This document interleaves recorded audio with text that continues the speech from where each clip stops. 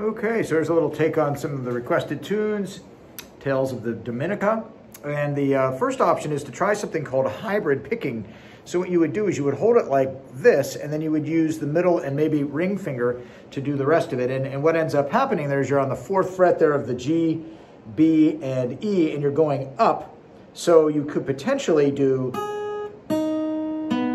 or even both at the same time.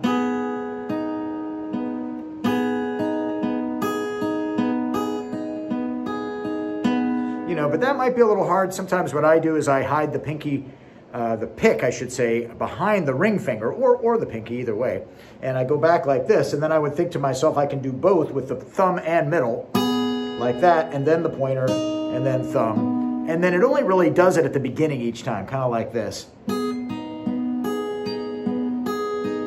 And then switches to 6-5-4.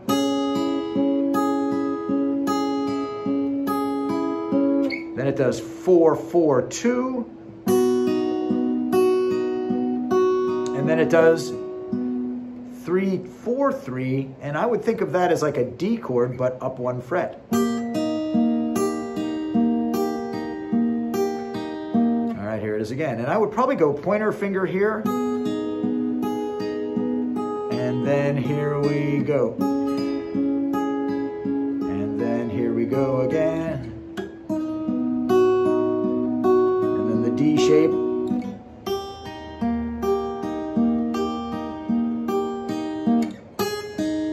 One little extra slick thing you could do if you're feeling it is to just add this for the second chord. So you've got the all 4s. And then you could slap these two down like that. But that might be hard to hold that and hit those at the same time. So if not, just get that pointer finger back to the 4th fret of the E string as quick as you can. So that's essentially the pattern there. And I would just say, yeah, I think you're going to get that part pretty easily. Then we talked about if we did capo. Yeah, let's go ahead and do that. Take a second here to grab that out of the pile here. And we're going to go 2nd fret and play it in the key of G, so it'll sound like the song.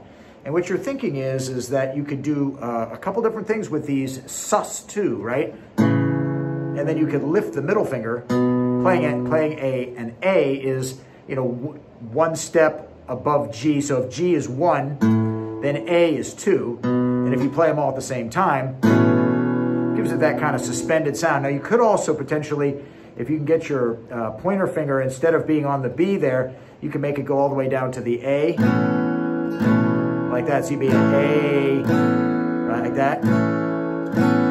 Now the other option that's maybe even more doable is to go up to, and just ignore the top thick strings and go, so you're going regular, suspended. You could even come from here and go backwards. And then here's that again.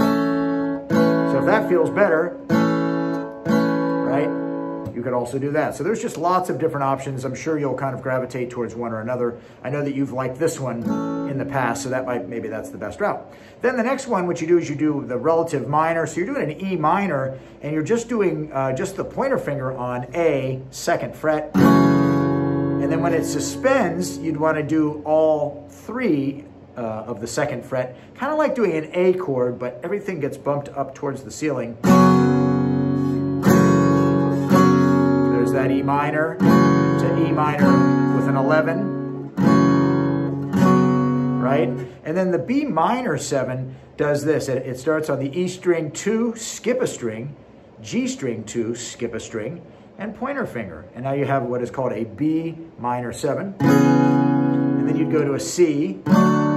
This might be the most challenging because you have to go like that. B minor, C, B minor, C, right? And then back to like that. You can do that one. And then E minor, add the other fingers like that. And then the B minor to C, and then you're back to the G again. So it just kind of follows that pattern. And so that gives you a couple tunes. The Sun Goes Down tune was real nice for the chords there. And then Tales of the Dominica, perfect for learning some finger picking stuff, which always will make you a better player.